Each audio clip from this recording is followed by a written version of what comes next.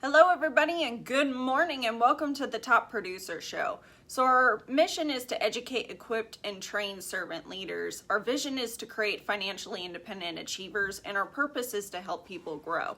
And right now we are going over the book, The Unfair Advantage by Robert Kiyosaki, and we're on chapter 4. We're still on chapter 4. We need to make a part 2. We might possibly need to make a part 3 for this because this chapter is so long and there's a lot of information here. So today we're going to be going over safe investments, which there's no such thing as a safe investment. There are only smart investors.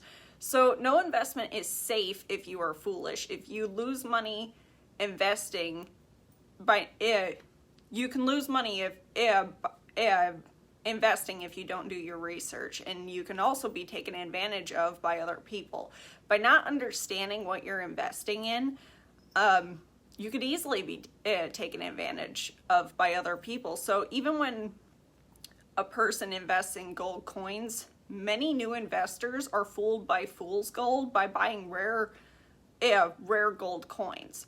And an example of this is Robert talked about a friend of a friend who was super excited about buying these old coins that were supposed to be from the last depression, and he paid $3,000 for a coin that was only worth $1,200.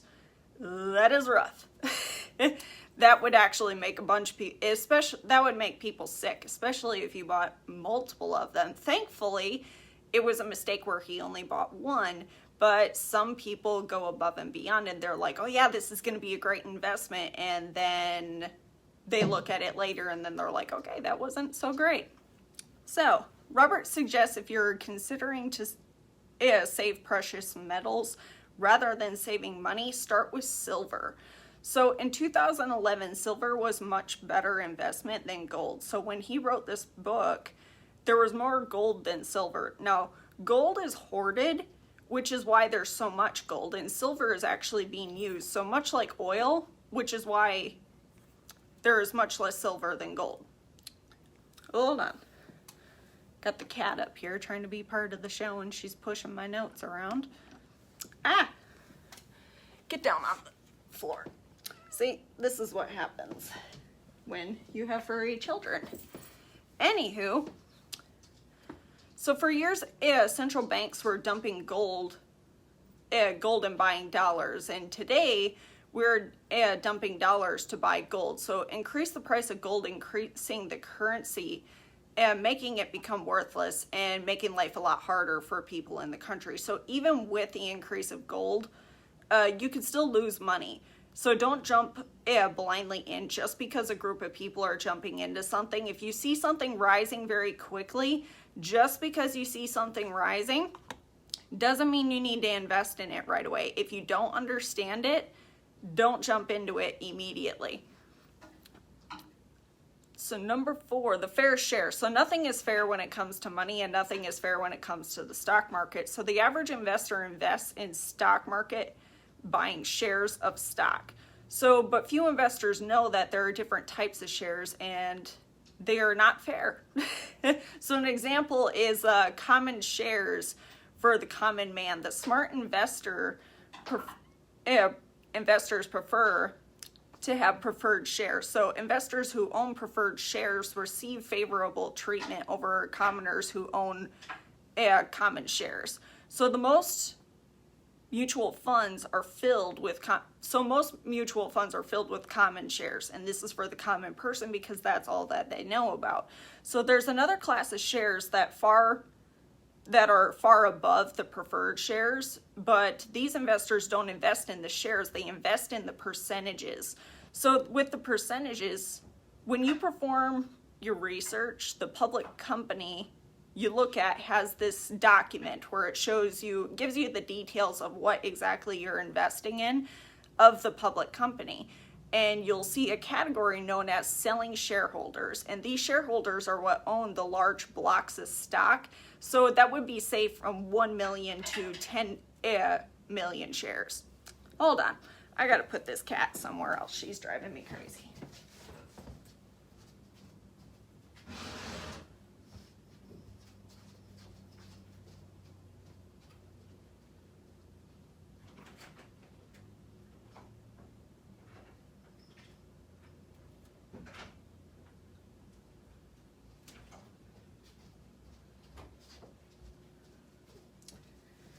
Sorry about that. I don't have children, but I do have furry children, and they are just as fun as kids, I swear, some days. But anywho, so that's the difference between the different stocks. So there's 3 different types of stocks. There's the common stock, there's the preferred stock, and then there's the shareholders, which they're not actually holding the stock itself. They have the percentage of the company, and that's what they're selling. Next part, mutual funds. So there's nothing mutual about a mutual fund. A better term would be a one-sided fund. So mutual funds are designed for people who know nothing about investing and feel more comfortable having a fund manager pick their common stocks for them. So the problem with that is the investor puts up 100% of the risk and receives only 20% of the profits, if there is any. So the mutual fund company takes 80% of the investor's money that they make due to management fees and expenses. So and to make it worse, the taxes on a mutual fund are not good. And he's going to go into this more here. Excuse me. So he explains a little bit more. Tom Wheelwright explains, when you buy mutual funds, you are taxed in 2 separate ways. The first way is you're taxed on the capital gains when the fund gets traded. So when it buys and sells, when you buy and sell the stock, you're going to get taxed by it. And then you are also taxed by the mutual fund itself. Now, Andy Tanner talks a little bit about the pros and cons about mutual funds. So the pros lie in favor of the institutions that sell the mutual funds. So among with the fund managers who collect the fees from the fund's investors, the investors put up the money, assume the risk, and the institutions and fund the managers to get paid whether the fund performs well or not. So the appeal to the mutual funds and the mutual trusts and retirement plans such as 401ks and RRSPs is that on the surface it really appears that that it's going to give the investor a way to invest without having a whole lot of financial education, also giving the investor a sense of safety because it's usually diversified the money across several different sectors. So the problem is simply appearances are deceiving, and this is how a lot of people get taken advantage of, is that they don't understand how this works. And the rule of thumb is if somebody's always control of the decisions and where your money is going, you're not in control and somehow you're going to get screwed. And unfortunately, that's just how it is. So 4 important problems with the mutual fund or 401k system that warrant an in-depth discussion with your financial advisor. And again, I'm not a financial advisor, but this is just what he's going over in his book. So if you have questions, you need to look into them or ask your financial advisor, or also read the book because he also goes into more detail with it. I'm just briefly going over it. But here's a couple of things that problems that he said you need to look into. So the first problem is it does very little, if anything, to protect the investor against a large stock market crash and a large segment stock market. So even if the rising stock market that fails, hold on, how does this read? Can't even read my own sentences. So even if a rising stock market that fails to outpace inflation over time periods. So the second thing is the Standard & Poor's has released data that show if a person takes a handful of mutual funds that do perform well in the given year, they almost never are able to repeat the performance over the periods of the next 5 to 10 years. So in other words, passive performance really does not have a solid indication of what the future results are going to look like, because in a lot of things that you can look at that have been doing well, you can look at how they've done in the past, and then you can have some idea of how they're going to perform in the future. And unfortunately, that's not how this works. Number 3, while most fees that go to the financial system can be found somewhere in the fine print for most most investors have no idea what these fees are and how they will affect the outcome of their investments later. So a lot of people are like, oh yeah, I have so much money in my 401k and I'm set. And I'm like, okay, but do you understand how the fees work? Once you do pull your money out of your 401k, what are the fees? What are the percentages, and what is all going to be taken out later?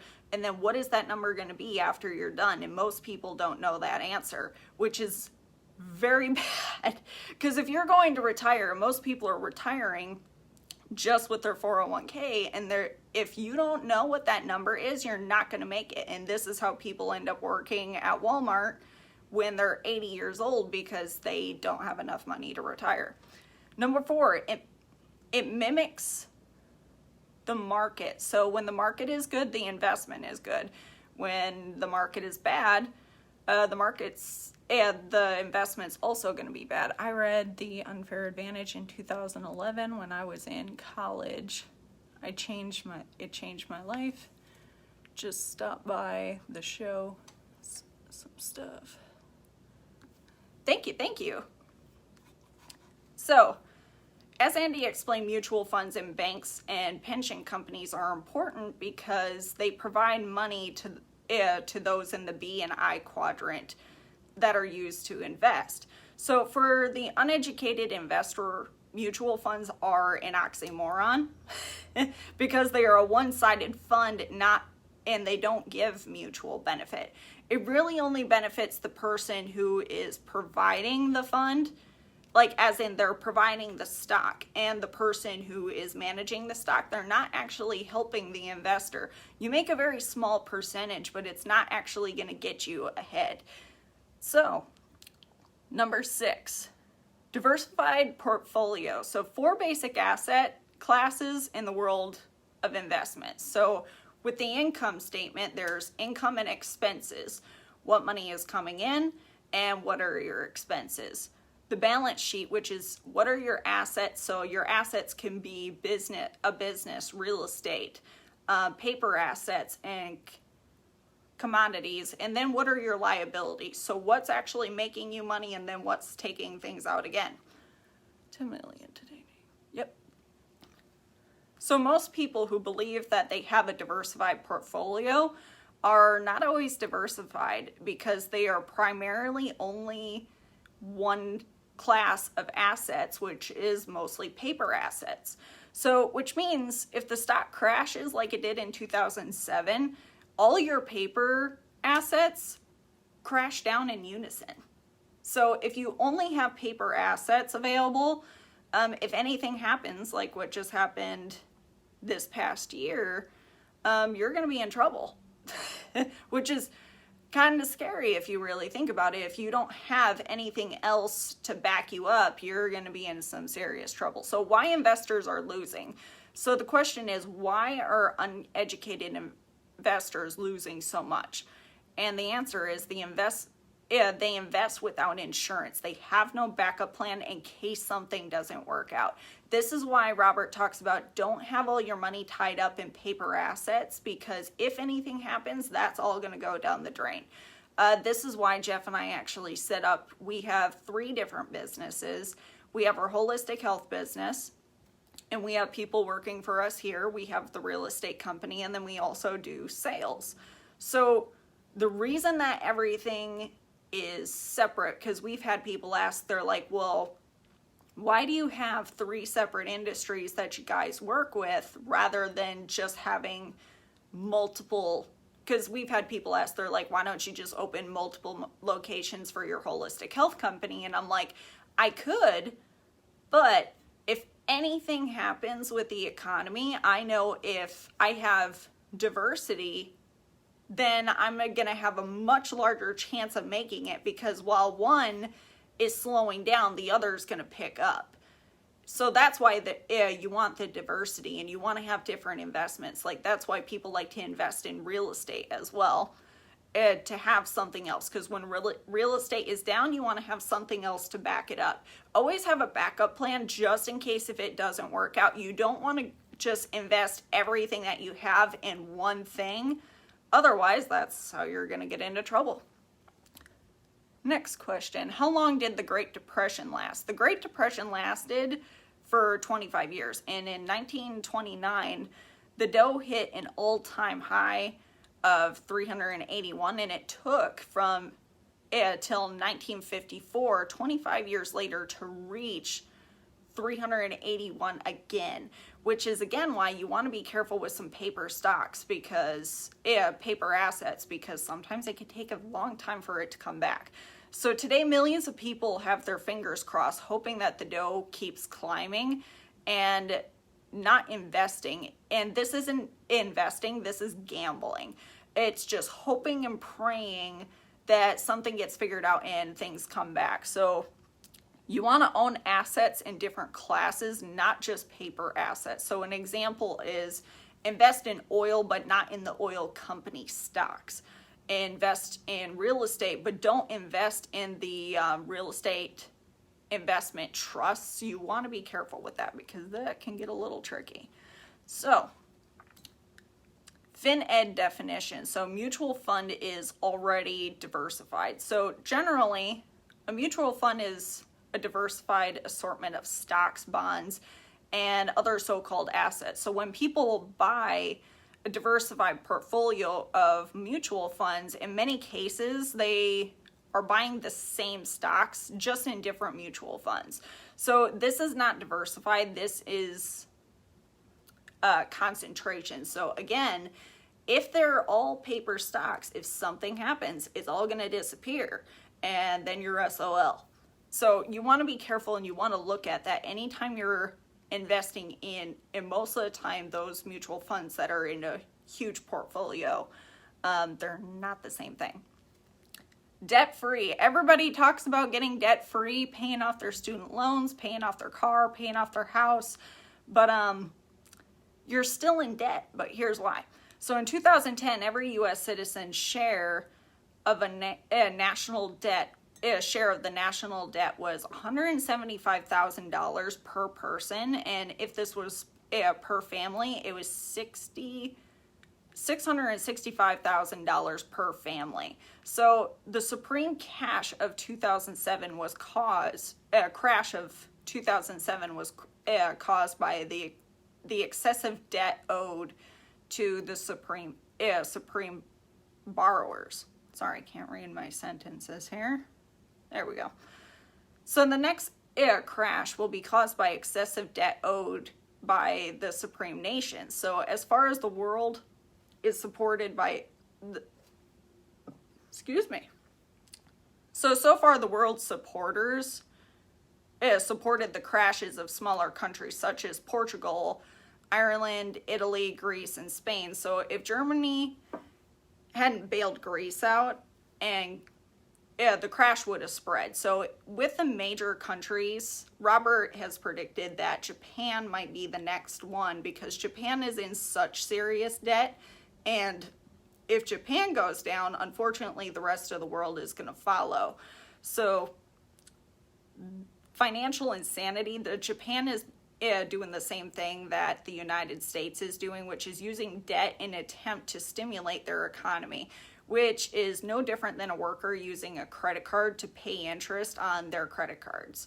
So that is what we're starting to see, especially with our economy right now. We keep printing money and giving the money away, which there's a lot of people that are hurting right now, but this is what's going to end up happening. And a lot of people are like, okay, we're going to be good, we're going to be fine. But unfortunately, with all the printing of money that's going on right now, you're also putting less value on the dollar, and it's going to create more issues later. And we're looking at, so everything that Robert's been talking about here, this is what's starting to happen. So you need to be thinking about, like, what are you going to be putting your money towards while the money can still buy stuff, and what are you going to be putting your investments in. So with that, that is what I have for you guys today. This is a really long chapter. There's like 40 pages in this chapter. So this might be split up into 3 or 4 parts, and Jeff is not with us today. I forgot to tell you. He had to actually go with his dad to run him in for surgery today. So that is why he is not here today. So you have wonderful me and the kitty, who is a pain in my ass, but that's okay. So with that, that's what I have for you guys today. I hope you got something out of this show.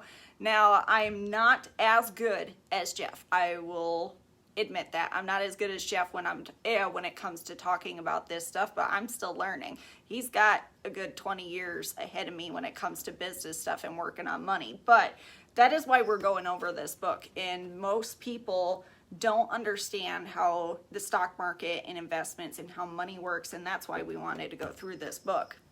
So with that, that is what we have for you.